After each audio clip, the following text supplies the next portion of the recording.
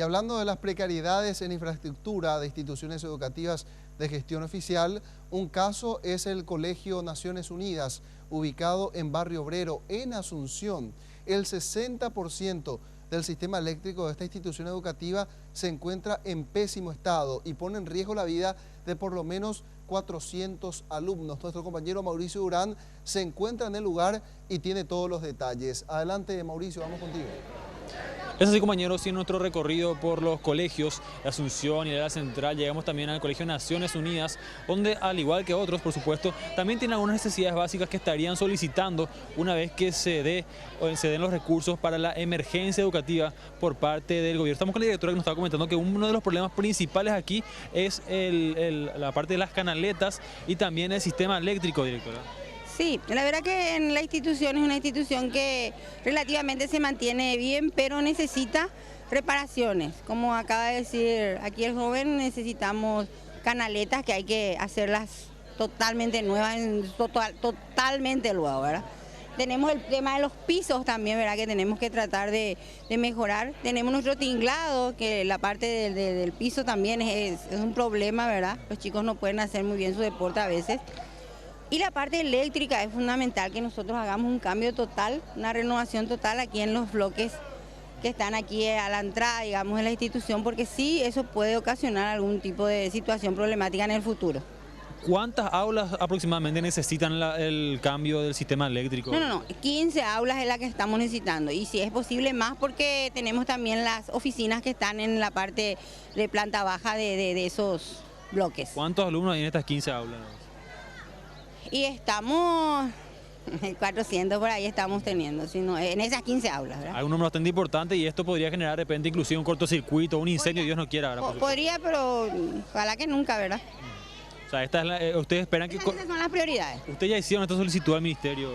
Nosotros habíamos tenido desde luego la ayuda del ministerio, no vamos a decir que no, porque nosotros hemos tenido el año pasado la muralla por inclemencias del tiempo y del deterioro también vino abajo y el ministerio sí nos hicieron hacer el año pasado ya y con esos recursos dados por el MEC nosotros hemos también realizado baños nuevos, hicimos el cambio completo de la parte eléctrica de la parte de escuelita que le decimos nosotros que es la parte digamos más vieja de la institución.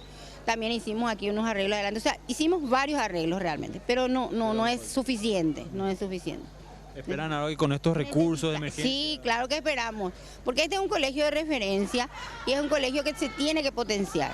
Tiene que estar entre las prioridades realmente del ministerio, potenciar esto, ¿verdad? Porque tenemos mucho, es una zona muy populosa y puede ser un colegio, digamos, de vanguardia, ¿verdad? Así es que le damos la importancia a sí mismo. Más de 1000 alumnos hay en este colegio. Tenemos más de 1000 alumnos, sí. ¿Cuáles son los turnos? Tenemos turno mañana, tarde y noche. Bachilleres. Tenemos el bachillerato científico con los 3 énfasis y tenemos el bachillerato técnico en contabilidad. Bueno, compañeros, así nos acercamos un poco aquí, podemos apreciar, por ejemplo, lo que mencionaba la directora de los pisos, que esto de repente si un alumno pasa, puede tropezarse, golpearse, romperse inclusive algo, y también más en el fondo tenemos las aulas, que son las que requieren actualmente el cambio completo de lo que hace la parte eléctrica y las canaletas. A otros los problemas que también nos comentaban es...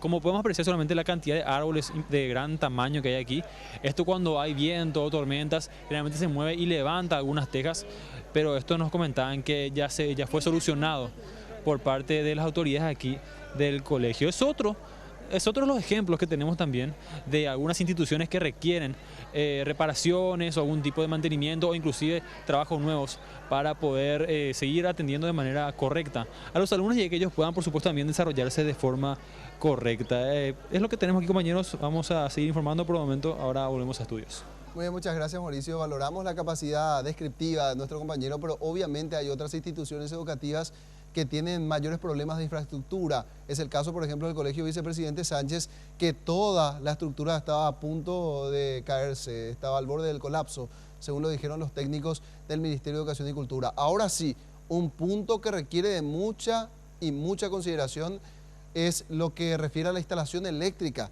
de estas 15 aulas que refería la directora de este Colegio Naciones Unidas del Barrio Obrero de Asunción. Música